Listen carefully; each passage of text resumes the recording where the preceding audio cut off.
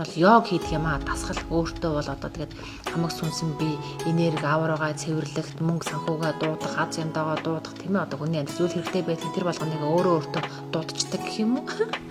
За ер нь бол одоо энэ 3 төрлийн лаа надад нэг нь миний энергийг цэвэрлдэг, нэг нь аз дууддаг, нэг нь мөнгө дууддаг гэж би өөртөө ойлгодог юм.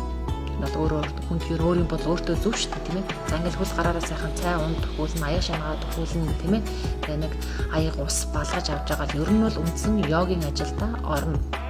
За миний хийдэг элементүүд маань ер нь жоохон хүнд төрлийн. За нэлээд хүний нурууны диск тийм ээ. Одоо сүүжний өнцөг одоо нурууны арай л жоохон сайхан нэвтрүүлэг орчиж. За яах вэ? За ер нь бол тэгэл йогийн ажил маань үндсэндээ 30 минут орчим үргэлжилнэ. Тэгээ өөртөө болон тасал дом маягийн юм нэг 3 лаа асааж байгаа л дунд тэгэл үдсэн таран штэ. Хүмүүс ярьдаг golden time гэдэг яг наран жаргах үед ер нь бол йога хийдэг. За 30 минут орчим л үргэлжилнэ. За яг үндсэн одоо йогийн маань элементүүдийг ер нь энгийн хүн бол ойлгохгүй дээ.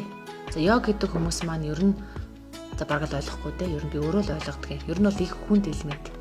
За тэгэл ер нь бол одоо энэхүү дасгалыг маань хийхэд нурууны диск 360 градус эргэн одоо сүүжний өнцөг тийм ээ одоо хөл гар тохон үе шөрмөс одоо шар усны хэмжээ гэдэг ер нь бол маш одоо их зүйл надаас шаардлагатай их хүч хөдөлмөр шаардлагатай.